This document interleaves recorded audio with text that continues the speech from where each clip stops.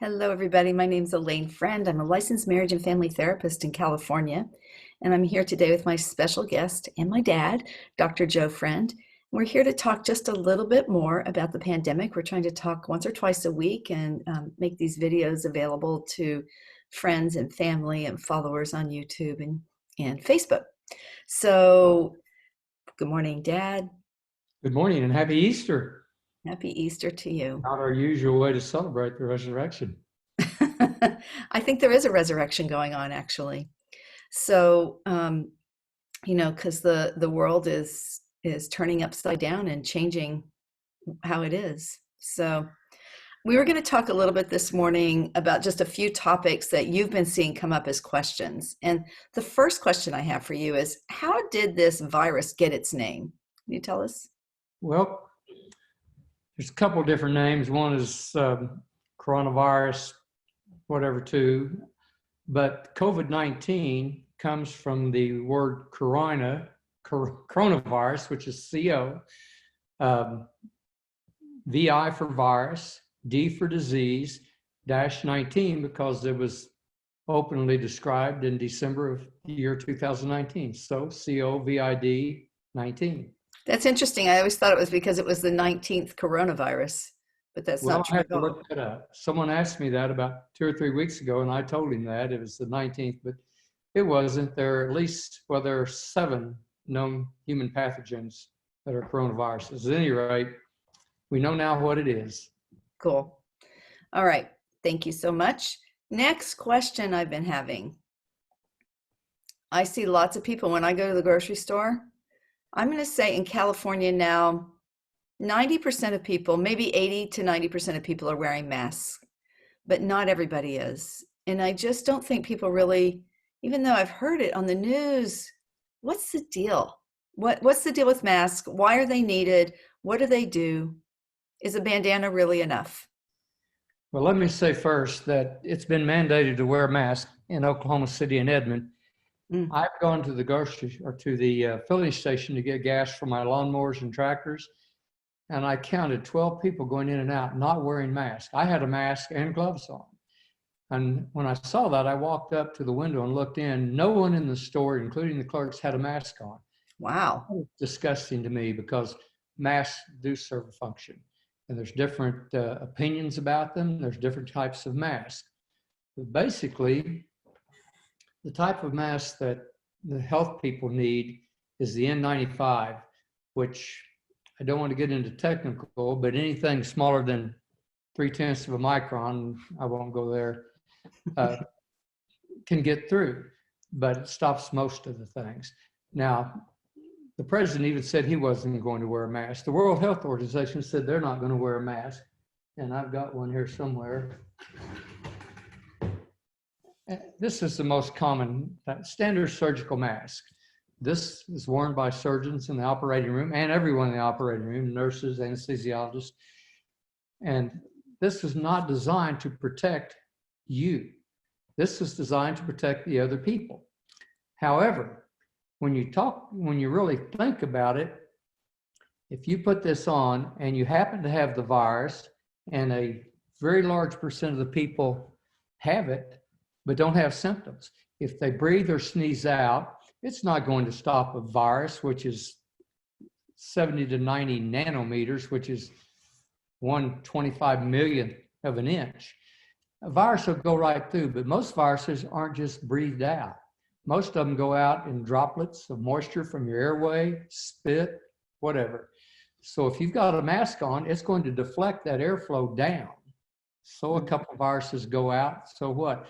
It protects you from putting stuff out.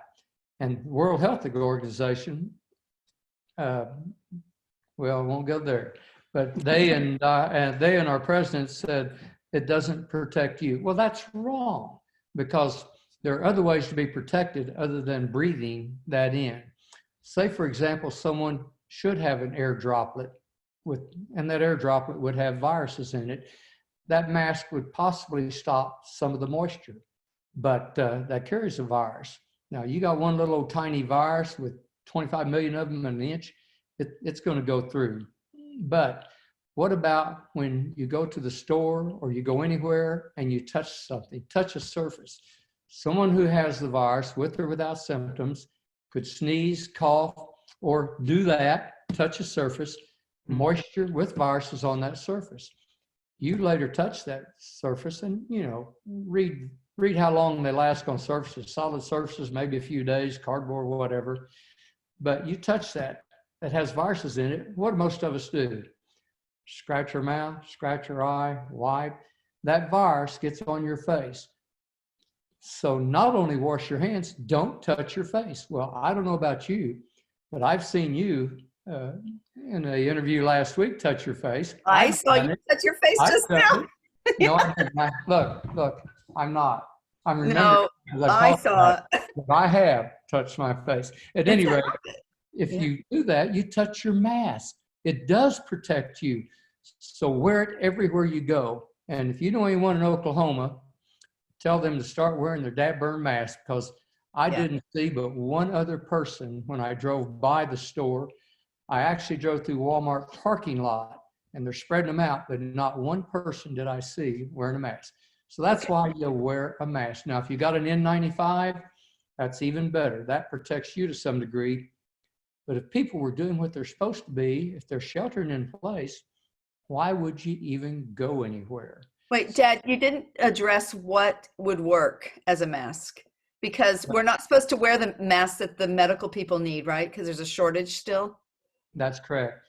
Well, I can tell you that a friend of mine, a second cousin to you, came up with an idea and put it on YouTube. He was looking for something to wear as a mask, and he cut the sleeves out of T-shirts, put them over his head like a gator.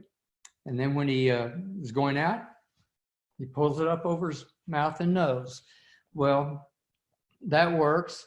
Another thing that my wife did, she had some stretchy material, and she had already made a gaiter, G-A-I-T-E-R, to put on her neck to wear when she's out here at the ranch, when it's cold, like it's going to be this week, below freezing again. She pulls it up and wears it when it's cold. Well, she not only wears that, she has gone nowhere. She will not even go anywhere. And she made two for two of our older friends who have had to go to the store.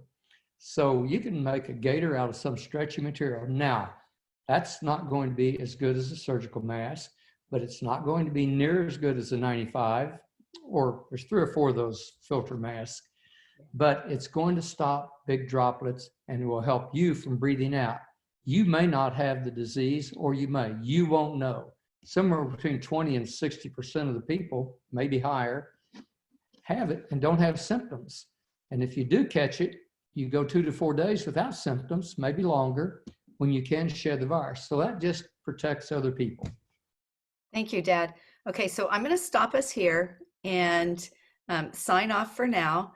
And we'll be back in just a minute or in another spot with a discussion about testing, because I know there's a lot to be said about that. So Dr. Joe Friend in Oklahoma, Alane Freund, licensed marriage and family therapist in California, where it's not warm, but it's not going to be freezing this week.